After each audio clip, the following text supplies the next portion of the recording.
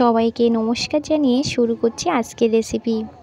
আজকের এই bread pakora recipe দেখার জন্য সবাইকে অনুরোধ করছি। সবার প্রথমে আমি আলুগুলোকে সিদ্ধ করে নেব। আলুগুলোকে আমরা এইভাবে গোল গোল করে কেটে নিয়েছি, দিয়ে পরিষ্কার জল দিয়ে ধুয়ে নিয়েছি। আলুগুলো আমাদের সিদ্ধ হয়ে গেছে, এবার আমরা এই আলুগুলোকে ম্যাশ করে নেব। আলু আমাদের ম্যাশ করা হয়ে গেছে, এবার আমরা চুলায় প্যান বসিয়ে দিয়েছি, দিয়ে দেব সাদা তেল। তেল আমাদের গরম হয়ে গেছে, এবার আমরা কুচনো পেঁয়াজগুলোকে ভেজে নেব। পেঁয়াজগুলোকে বেশ কিছুক্ষণ ভাজার পর অ্যাড করে দেব কাঁচা লঙ্কা কুচি। ঝালটা আপনারা যে যার স্বাদ অনুযায়ী দেবেন।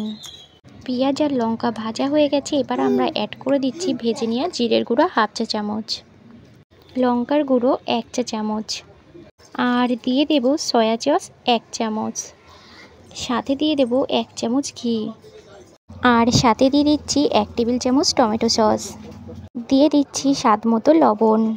সব কিছু খুব ভালো করে মিশিয়ে নেওয়ার পরে দিয়ে দেবো ম্যাশ করে নেওয়া আলু। খুব ভালো করে আলুর সাথে মশলাটাকে মিশিয়ে নিতে হবে।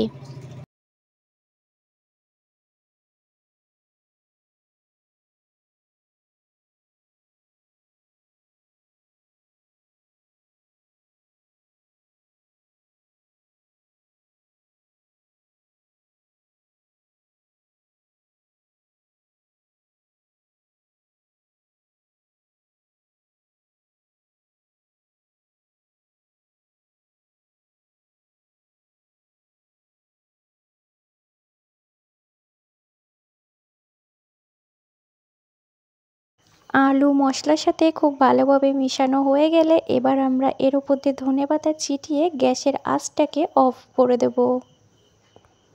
আলুর সাথে ধনেপাতা কুচিগুলোকে ভালো করে আমরা মিশিয়ে নেব। এই পর্যায়ে গ্যাসের আঁচটাকে বন্ধ রেখে আমাদের এই কাজটা করতে হবে। এবার আমরা এখানে নিয়েছি ব্রেড স্লাইস, নিয়ে এর উপরে ধনেপাতার চাটনি দিয়ে আলুর যে পুরটা আমরা বানিয়েছি সেটা মাঝখানে দিয়ে এইভাবে চেপে দেব। আমাদের কিন্তু এটাকে এইভাবে চেপে চেপে নিয়ে এটাকে সেট করতে হবে। এবার আমরা এটাকে মাঝখান দিয়ে কেটে নিয়ে বেসনে ডুবিয়ে নেব। এরকমভাবে সবগুলো আমরা তৈরি করে নিচ্ছি। চাকু দিয়ে ঠিক এই মাঝ বরাবর আমরা কোনা করে কেটে নেব। এই ব্রেড পকোড়ার সঙ্গে কিন্তু আমাদের ধনেপাতার চাটনিটা কিন্তু মাস্ট লাগবে।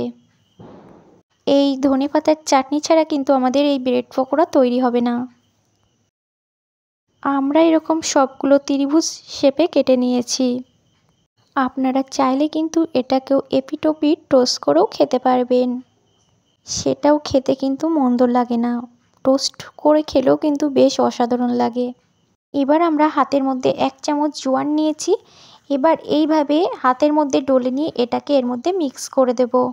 আর বেসনের মধ্যে দিয়ে দিচ্ছি 1 চামচ লঙ্কার গুঁড়ো, হাফ চা চামচ হলুদের গুঁড়ো, আর স্বাদ অনুযায়ী লবণ। এবার আমরা জল দিয়ে ভালো করে এই বেসনটাকে ফাটিয়ে নেব। এই পর্যায়ে আমরা দিয়ে দিচ্ছি আদা রসুন বাটা। স্বাদ বৃদ্ধির জন্য কিন্তু আদা রসুনের পেস্টটা আপনাদের অবশ্যই দিতে হবে।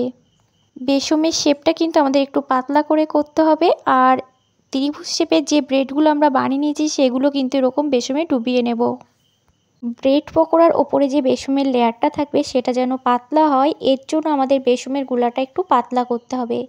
এবার আমরা একটা করে তেলে ছেড়ে দিচ্ছি, এক পিঠ উল্টে দিচ্ছি। এই সময় গ্যাসের আঁচটাকে আমরা একদম মিডিয়ামে রেখেছি কিন্তু, যাতে ব্রেড পকোড়াগুলো পুড়ে না যায়।